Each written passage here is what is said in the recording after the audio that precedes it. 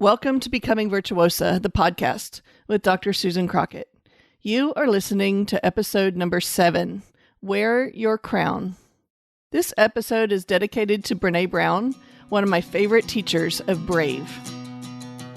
Welcome to Becoming Virtuosa, where women learn to love their lives. Do you find yourself frustrated by society's expectations?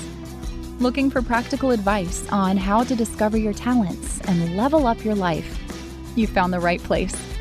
Here's your host, U.S. News top doctor, robotic surgeon, and certified life coach, Dr. Susan Crockett. Hello, my virtuosas and all my VITs, my virtuosas in training. I'm your host, Dr. Susan Crockett, and I go by Sue here on the podcast because I'm not actually being your doctor here. We are having girl talk, and I am so excited about today's talk. Today, we are going to talk about wearing your crown, and I'm excited and I'm at peace today. It's been an interesting week. My oldest son turned 21 this week, which is kind of a how'd that happen moment. For those of you that don't know me personally, I have 6 children, and my oldest is the only girl. She is the oldest of 6, and she has 5 brothers, and they range in age, all of them, from age 14 to 22. So we have kind of a hectic life, and it is always a big family celebration when we have somebody having a birthday, even though he's off at school. So I want to start today's podcast with a quote. This is one of my favorite quotes about stepping into our own and wearing your crown. I had this posted. I used to scrapbook when my kids were little, and I had this posted in my scrapbook room, and it was a reminder of me to start growing into my virtuosa self way before I even had this concept of virtuosa. So here's the quote. Most of you, or many of you, will probably recognize it as a quote by Marianne Williamson from A Return to Love, Reflections on the Principles of A Course in Miracles.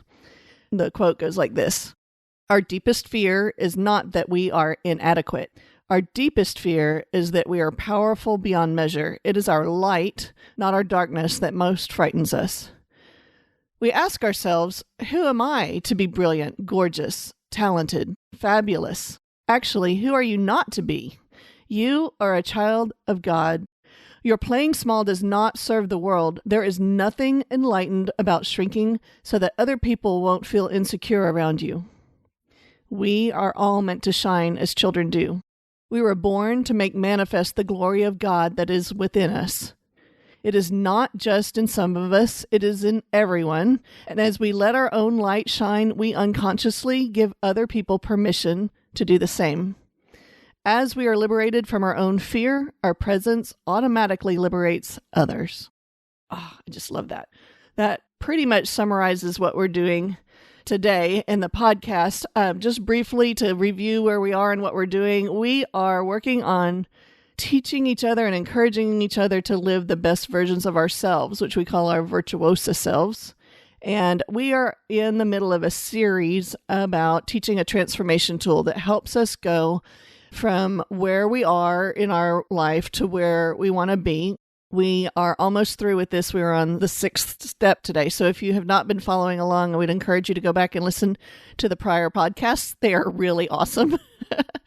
And if you want to, you can download the free transformation tool off of my website. The website is www.virtuosacoaching.com/transformation.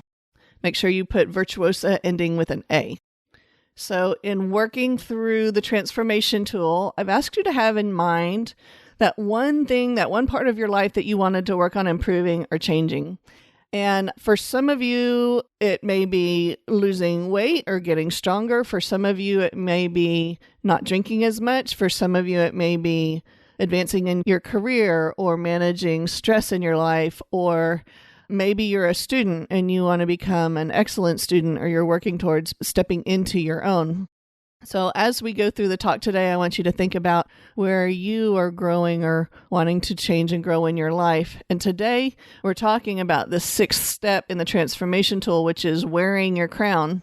And what this basically is is the concept of once you've identified where you want to go and who you want to be as your virtuosa self, and you've identified some thoughts that will help you get there, you need to practice inhabiting that self.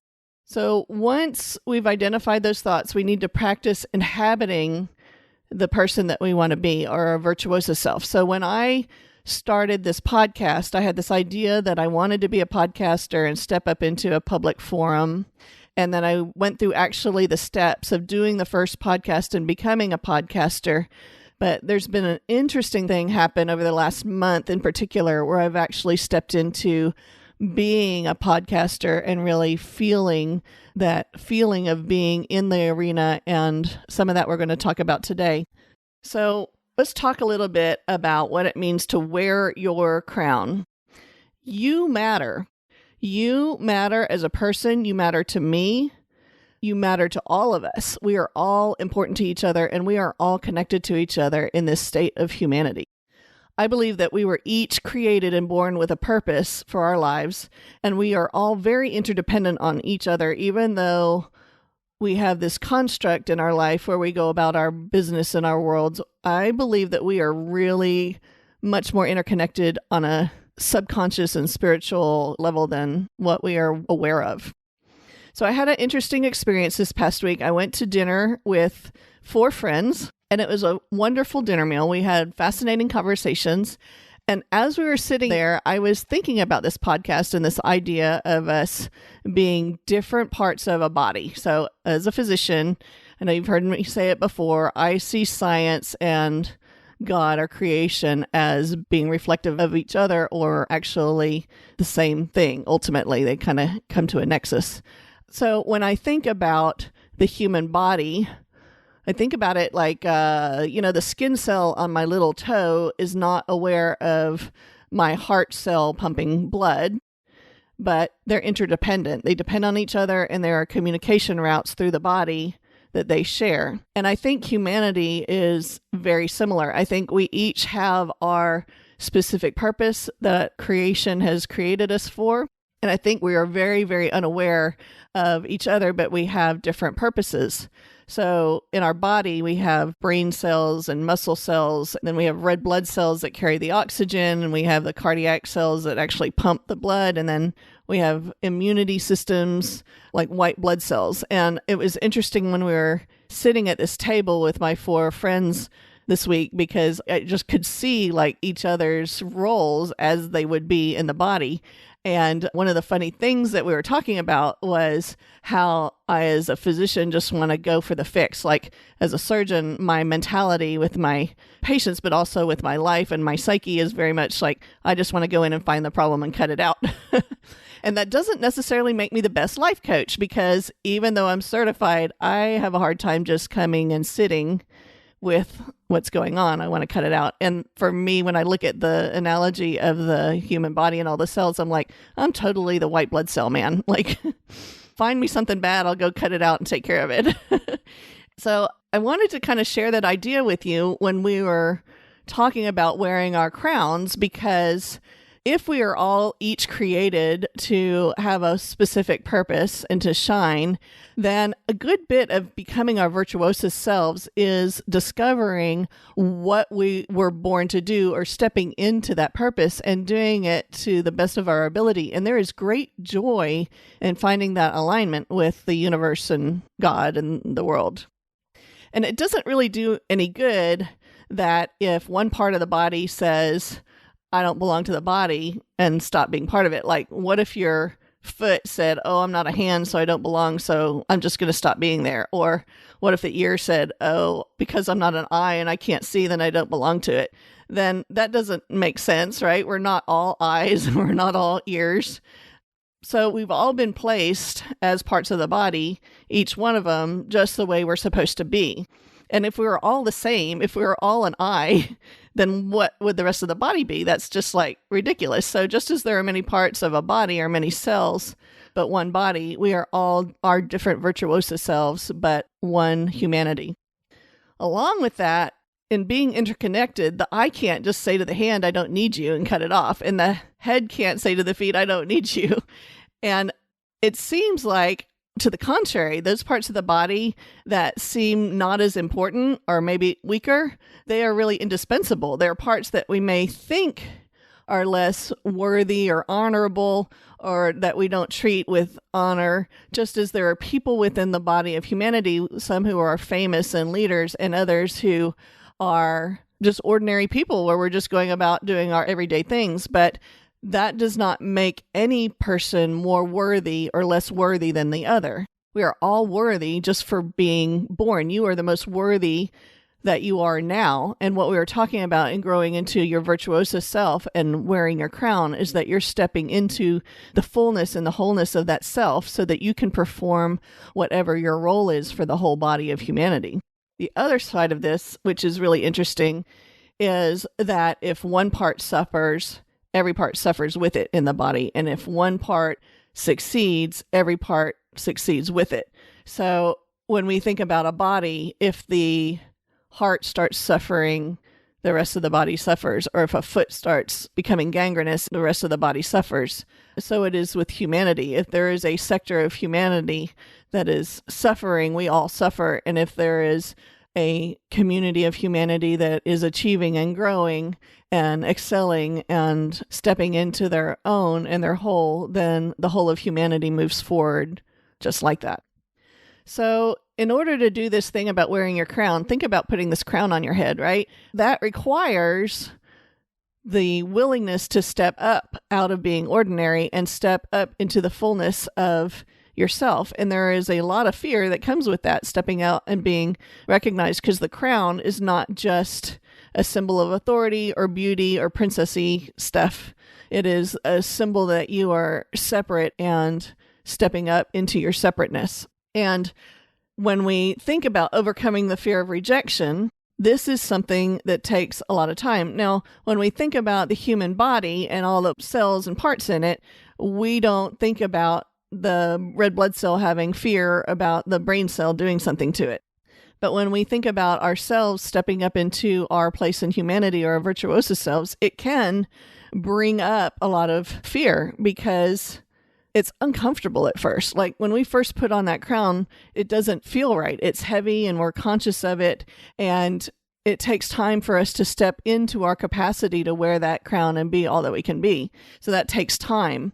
But not being your virtuosa self, not choosing to put your crown on your head and step into your capacity affects all of humanity. So I want you to think just for a second about how this goes in a scientific sense. And I want you to just travel with me for a second about a little journey about the incredible intricacy of creation.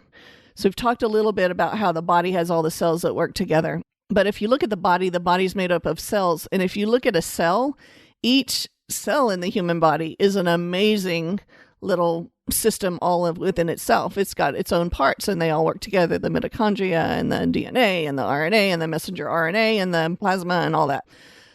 And if you go look even closer with a microscope to that, you see all of it comes down to atoms. And we used to think that atoms were the smallest identifiable particles. And then we discovered that atoms were made up of smaller parts, neutrons, protons, electrons, and now there are even smaller parts, quarks. You can see the infinity of science and creation as you look deeper and deeper through the microscope into the smallness of life. It works the other way too. If we take the body and we look at the body being part of humanity and humanity then being part of the world is one planet in a solar system. Our solar system is one in the Milky Way galaxy, one of however million, I haven't looked it up, somebody's sure to tell me on a comment. But our solar system is one in the Milky Way galaxy, and then the universe is made up of millions of galaxies. It's this incredible repeating system of life, and what it shows us is not only our smallness, but also our importance and our greatness in being who we are. So one thing that I've dealt with this last week in going from just putting on the quote unquote crown of being a podcaster to stepping into my capacity of being in the arena and speaking publicly is I've really been confronted with negative publicity and blowback.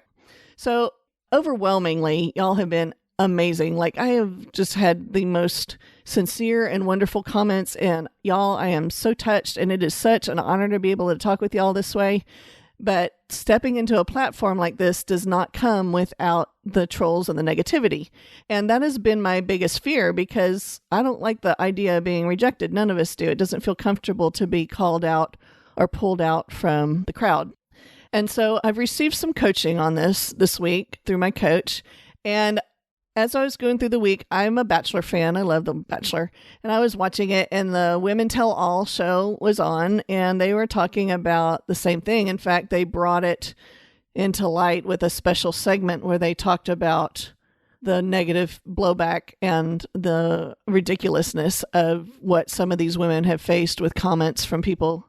And what it highlighted is just how the negative comments and the people that are hypercritical and really angry and, well, that are really just angry and posting inappropriate type of negative comments, it really highlights that really has nothing to do with the person who's in the public light at all. That person is a neutral thing. They're a person in the public, and there are people that love them and people that don't, and that's how we know that they are a neutral. So if we are that person stepping into that light, we have to be willing to see ourselves as whole and worthy in our purpose and in what we are doing with aligning with our creation and what we're meant to be. And we have to see that that is completely separate and has nothing to do with either the praise or the criticism that's coming from other people. Now, don't get me wrong, the praise and the comments that are kind and encouraging are just amazing, but it is a dangerous thing to get attached to that praise and adoration. We have to understand that we are whole in our wholeness within ourselves.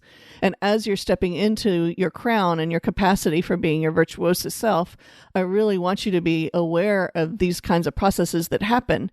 And these processes are not bad. They are part of what comes with growing into the capacity of being the new self, part of the capacity to inhabit that virtuosa self, no matter where you're going in the process. So let's just talk a little bit about that, because there's a sequence of competence or a model of 4 levels of competence that I often teach when I teach students. And as I was thinking about this podcast and wearing your crown and learning to fully step into the capacity of being the virtuoso wearing that crown, this really struck me. So when I first have medical students, I teach third-year medical students. I have residents rotate through. When I first have third-year medical students come through, they are very commonly at the unconscious incompetent level. And what that means is they don't know what they don't know. They have no idea. They're kind of like a teenager. They may think they know everything, but they have no idea because they don't have a concept of what is out there that they don't know. And my goal as a teacher is to push them through the other 3 levels of competence so that they can be great doctors.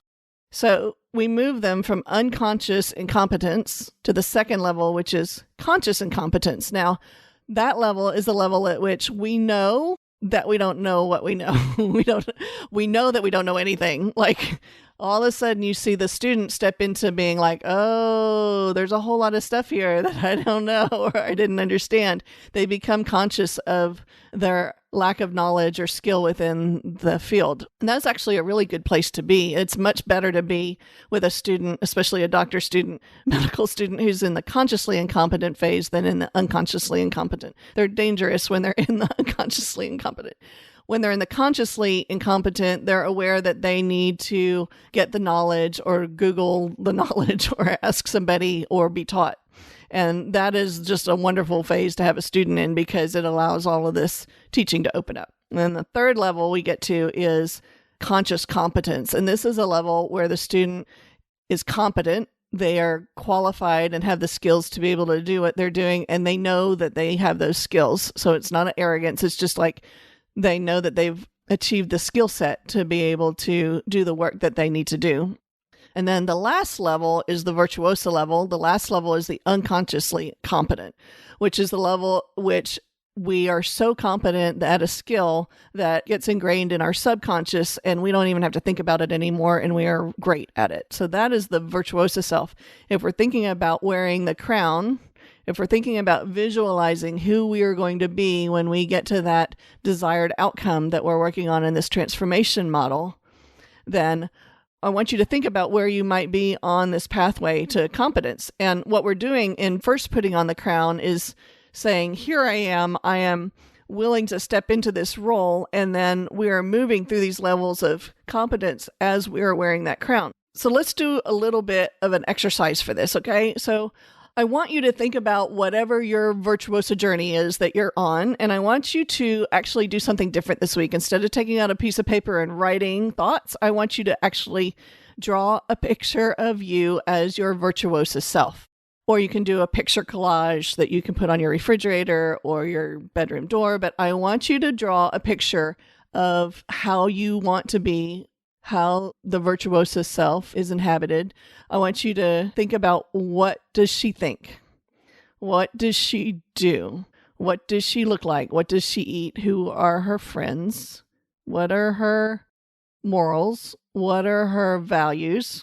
What does the picture of perfection look like when she is being her best example at what she was created to do?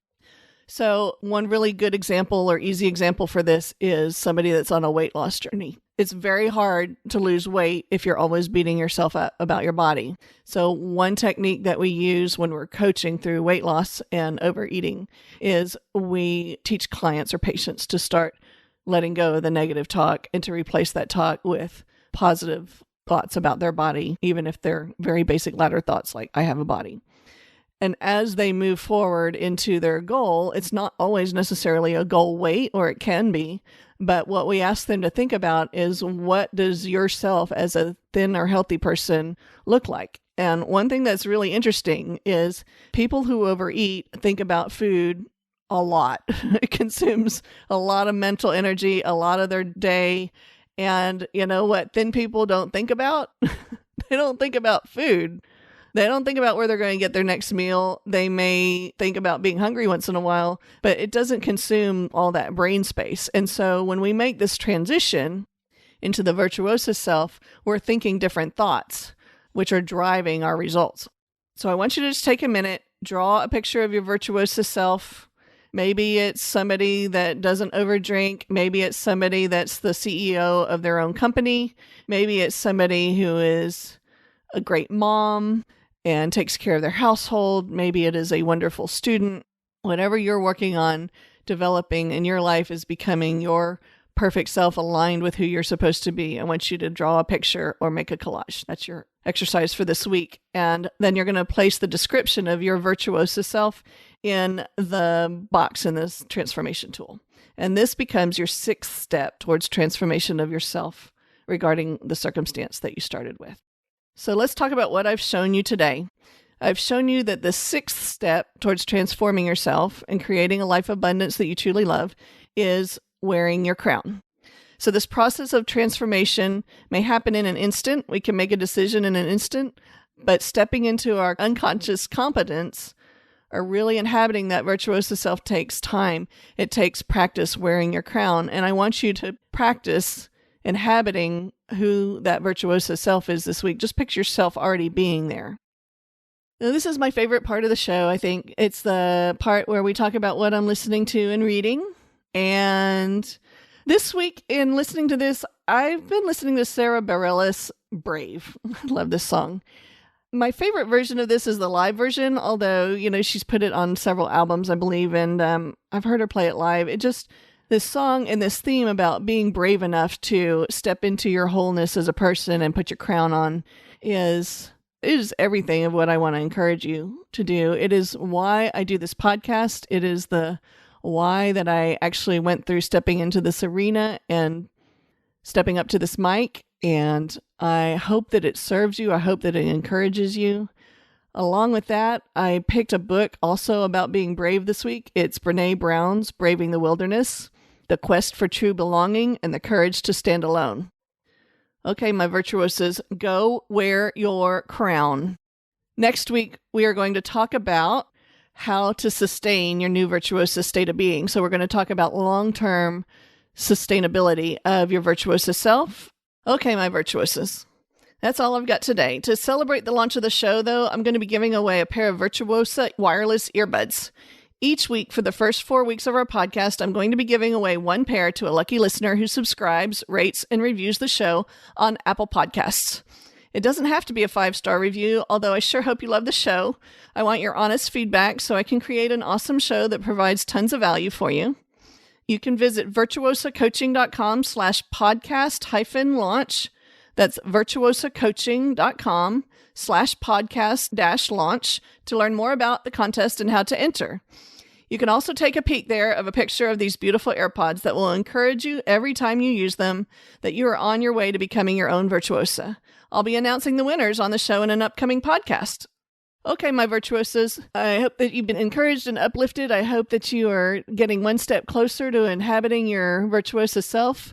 Wearing your crown, you are all virtuosas in my eye. I hope you have a wonderful week, and I will see you next week in episode 8. Love always, Sue. Thanks for listening to this episode of Becoming Virtuosa. If you want to find out more, come check out virtuosacoaching.com. That's virtuosa with an A, coaching.com. See you next week.